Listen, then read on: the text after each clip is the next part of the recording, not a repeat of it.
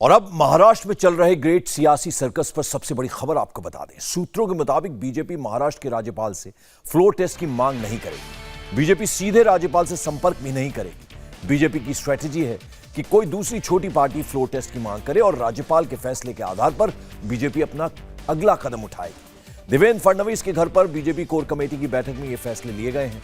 फिलहाल BJP wait and watch की strategy पर काम कर रही है, यानी बीजेपी खुद से कोई बड़ा स्टेप नहीं लेगी, पर राज्यपाल के अगले फैसले पर करीबी नजर रखेगी। इस बीच शिवसेना की इंटरनल लड़ाई सड़क पर है और बागी गुट का सबसे अधिक गुस्सा संजय राउत के खिलाफ है। आखिर क्यों, देखिए दिन भर का राउंड अप।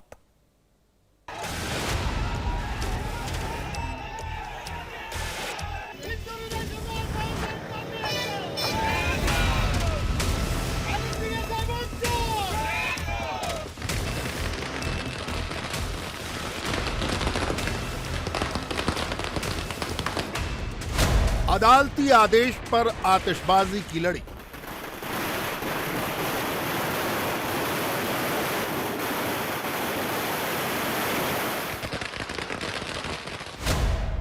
कोल्हापुर में शिंदे सेना और उद्धव सेना भिड़ी।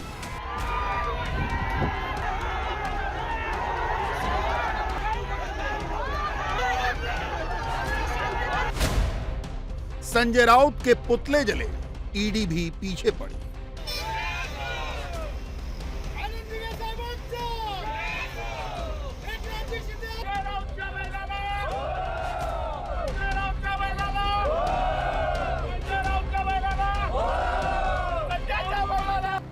संजय राउत अपने ही बुने जाल में फंसे हैं। शिवसेना की अंतर्कलह में खलनायक बन गए हैं। जलगांव से डोंबिवली तक उनके पुतले जल रहे हैं।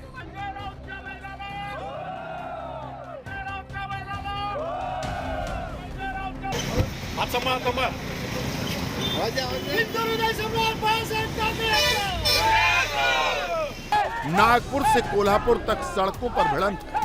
इसे सेना वर्सेस सेना कहें या शिंदे एंड कंपनी का तख्ता पलट, सबके निशाने पर इस वक्त संजय राउत है। सामना के हर संपादकीय के लेखक संजय राउत माने जाते हैं। मातोश्री के डायलॉग राइटर भी संजय राउत माने जाते हैं, वो चाहे उद्धव ठाकरे का बयान हो या आदित्य ठाकरे का। कॉन्फिडेंस जीत की तो पूरी है और प्यार भी पूरा है। जो दगेबाजी करते हैं वो कभी जीतते नहीं है, जो भाग के जाते हैं वो कभी जीतते नहीं है। जो भी बागी है, जो भाग के गए हैं, जो खुद को रिबेलियन कह रहे हैं, रिबेलियन करना होता तो यहाँ हिम्मत से करते, राजीनामा देते, रिजाइन करते और सामने चुनाव के लिए खड़े रहते। मेरी बात पूरी होती। दूसरी फ्लोर टेस्ट यही होगी कि मेरे सामने बैठे आंखों में आंखें डाल के बोले कि हमने क्या गलत किया। आदित्य ठाकरे का ये नया फिक्रा है। गुवाहाटी में जो बैठे हैं वो बागी नहीं भगोड़े हैं। मुंबई आए, आंख से आंख मिलाएं, बात करें। ठाकरे परिवार का ये कॉन्फिडेंस बाला साहब ठाकरे के जमाने वाला है, मगर अब इसकी जमीन हिल रही है, जिसका सबूत है शिवसेना ब्रांड विरोध प्रदर्शनों के खिलाफ शिंदे सेना का शक्ति प्रदर्शन।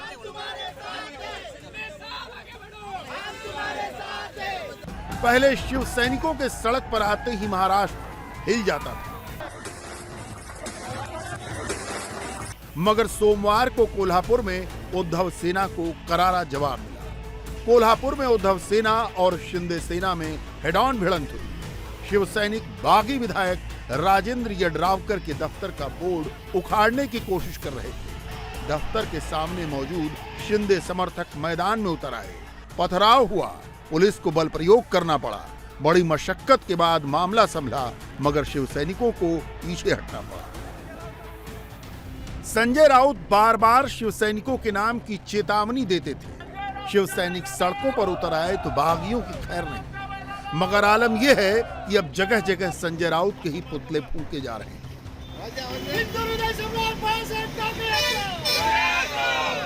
जलगांव में विधायक गुलाब राव पाटिल के समर्थकों ने राउत के खिलाफ प्रदर्शन किया। राउत का पुतला बनाकर भी फूंका।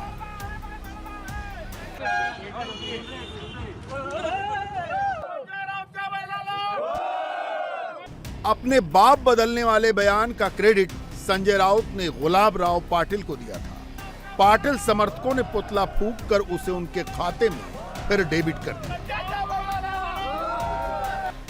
यही नजारा मुंबई से सटी डोंबिवली में दिखा। डोंबिवली में भी राउत का पुतला फूंका गया,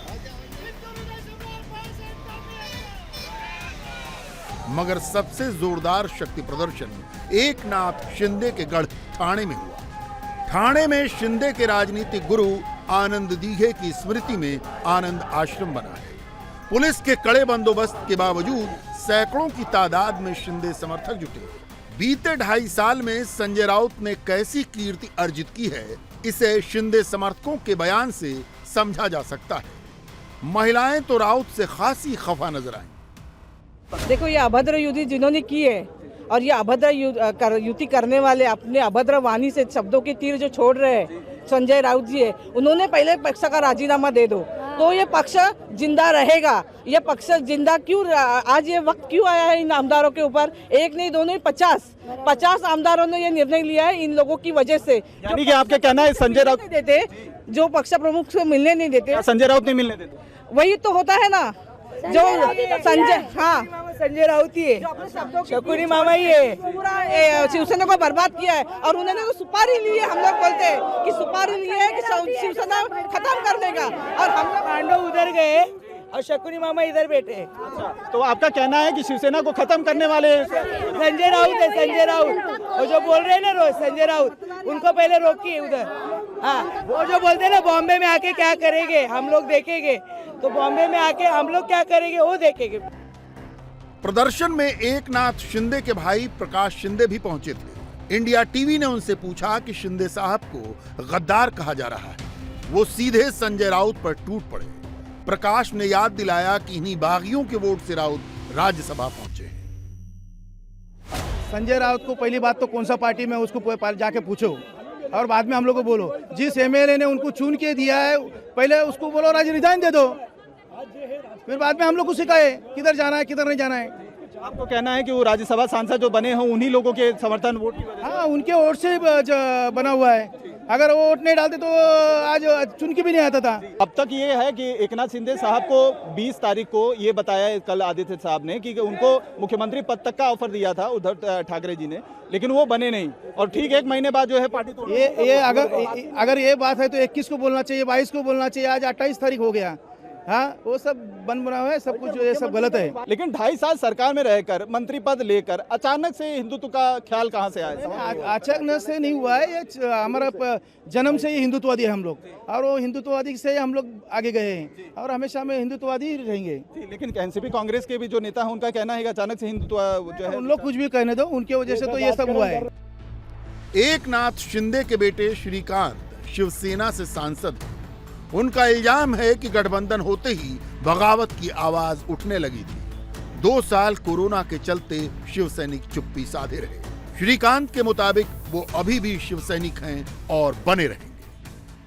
40 एमएलए जो है वो शिवसेना से और 10 से ज़्यादा एमएलए जो है वो इंडिपेंडेंट पार्टी से। इतने ज़्यादा लोग जो है नाखुश थे इस सरकार से, तो इसके बारे में जो है इंट्रोस्पेक्शन होना चाहिए और किसी को क्या बोलना है वो मुझे नहीं पता। सर, लेकिन ये भी सवाल उठता है कि 2.5 साल तक सरकार में मंत्री रहे। शिवसेना के नेताओं का ये कहना है कि 2.5 साल तक सरकार में थे तभी विरोध क्यों नहीं किया था बीजेपी के साथ जाने? तब से ही विरोध चल रहा है। 2.5 साल में से 2 साल तो कोविड में चले गए थे और उसके बाद में जो लोगों की, जो कार्यकर्ताओं की बात थी, वो कार्यकर्ताओं की बात जो है रखने का काम जो है हमेशा सारे एमएलएज ने किया है वहाँ पर और करते आए। उन्होंने भी बताया बाला साहब का नाम इस्तेमाल नहीं करना चाहिए, शिवसेना से अलग होकर चुनाव लड़े, जनता सबक सिखाएगी, ऐसा कहना है संजय राउत हो चाहे आदित्य साहब हो। हम लोग, जो कोई कहता है मुझे पता नहीं, लेकिन हम लोग कह रहे हैं हम लोग शिवसेना ही है, ये शिवसेना का है। हम लोग ने अभी तक कहा नहीं है कि शिवसेना में से कोई भी बाहर जगाया है हम लोग शिवसैनिक नहीं है करके, तो ये शिवसेना ही है। मगर ठाणे में शिंदे समर्थकों का शक्ति प्रदर्शन जीत के जश्न में बदल गया जब सुप्रीम कोर्ट का आदेश आया। आतिशबाजी तो जैसे पहले से तैयार थी। बड़ी खुशी इस बात की थी कि बागियों के खिलाफ डिप्टी स्पीकर के एक्शन पर रोक लग गई। सुप्रीम कोर्ट ने शिंदे गुट की अपील पर जो निर्देश दिया उसमें 12 जुलाई शाम 5:30 तक 16 विधायकों की सदस्यता खत्म करने पर स्टे लग गया है। इसके अलावा शिंदे गुट की आपत्तियों पर दूसरे पक्ष को 5 दिन में नोटिस का जवाब देना है। नोटिस डिप्टी स्पीकर नरहरि जीरवाल, विधायक दल के नेता अजय चौधरी और चीफ व्हिप सुनील प्रभु को भेजा गया है। जवाब दाखिल होने के 3 दिन के भीतर शिंदे गुट को अपना रिज्वाइंडर दाखिल करना होगा। शिंदे गुट का ऐतराज है कि खुद डिप्टी स्पीकर अविश्वास प्रस्ताव झेल रहे हैं, वो नोटिस कैसे दे सकते हैं। अदालत ने शिंदे गुट से यह सवाल भी पूछा कि हाई कोर्ट जाने की बजाय आप सीधे सुप्रीम कोर्ट क्यों आए, तो जवाब में फिर संजय राउत का ही बयान कोट किया गया, जिसमें उन्होंने विधायकों पर लाश और पोस्टमार्टम जैसी बयानबाजी की थी। बैकफुट पर आए संजय राउत अब सफाई देते घूम रहे हैं। मैंने इतना ही कहा था कल, जो लोग 40-45 कितने भी हो जो गुवाहाटी में है, उनका ज़मीर, उनका आत्मा मर चुका है, और जिनका आत्मा मर गया होता है उनका सिर्फ शरीर रहता है, उनका कोई फ़ायदा नहीं होता, कोई वजूद नहीं होता।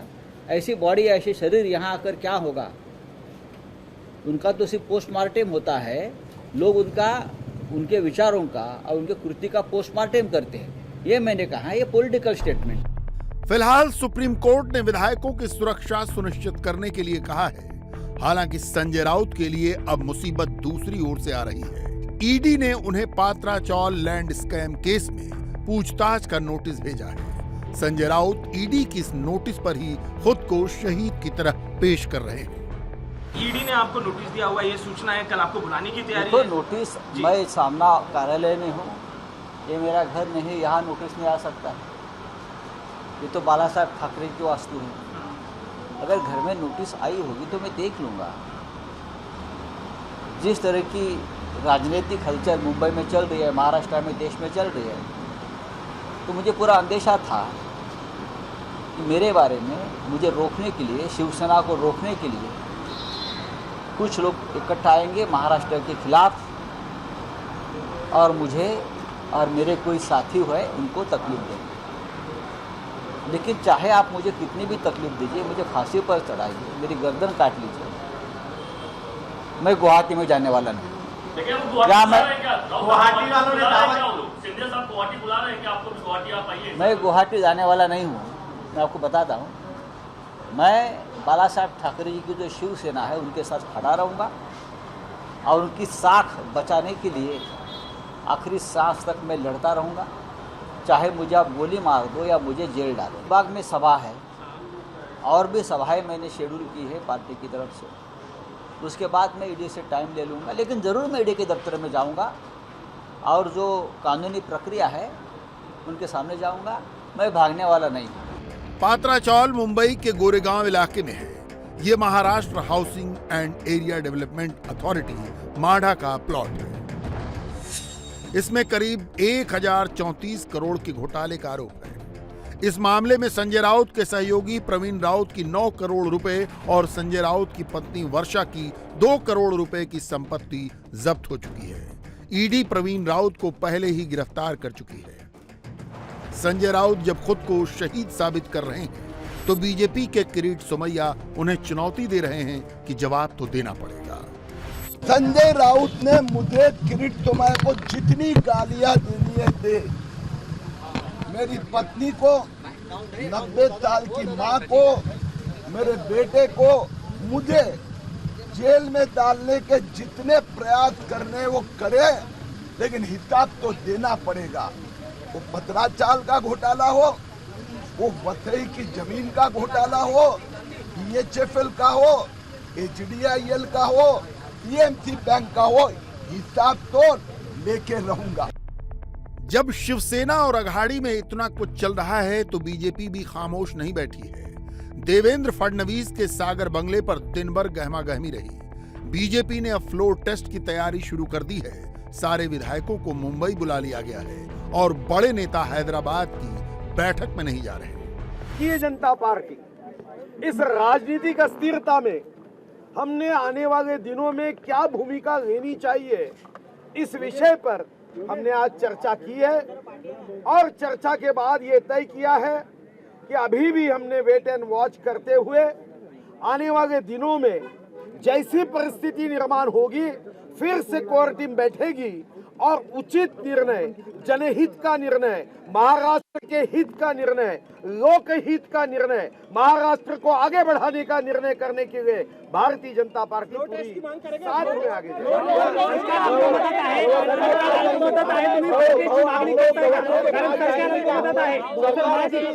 भारतीय जनता पार्टी की ओर से मैंने आपको कहा है कि अभी तो ये मांग श्री एकनाथ शिंदे जी के गठ की ओर से की गई है, हमने उस पर भी ध्यान दिया है और आने वाले दिनों में जैसा मैंने कहा, जैसे जैसे गठों की ओर से प्रस्ताव आएंगे उस प्रस्ताव के बाद फिर कोर टीम बैठकर उचित निर्णय करेगी।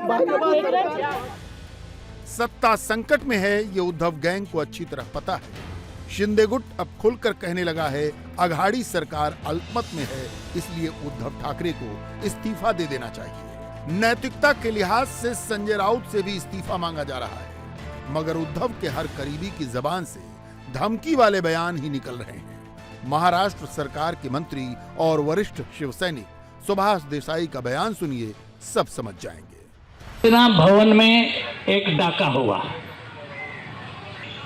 अगर महाराष्ट्र में होते तो कौन से भी बिल से महाराष्ट्र की पुलिस उनको पकड़ के घसीट के ले आती, इसलिए भाग के डर के अभी गुवाहाटी बैठे हैं और धमकियां दे रहे हैं, परिवर्तन का सपना देख रहे हैं। लेकिन महाराष्ट्र की राजनीति में परिवर्तन करना है तो इस महाराष्ट्र की भूमि में आना होगा, मुंबई में आना होगा। जैसे कोई ना कोई दिन वो यहाँ मुंबई में आएंगे तो उनके जो साथ में है उसमें से आधे से ज़्यादा जल्दी शिवसेना भवन में आकर के दाखिल हो जाएंगे और बाकी जो है उनको एयरपोर्ट से बाहर निकलने नहीं दिया जाएगा। इंडिया टीवी हर वक्त हर जगह डाउनलोड करने के लिए सर्च करें India TV news Google play store या ऐप स्टोर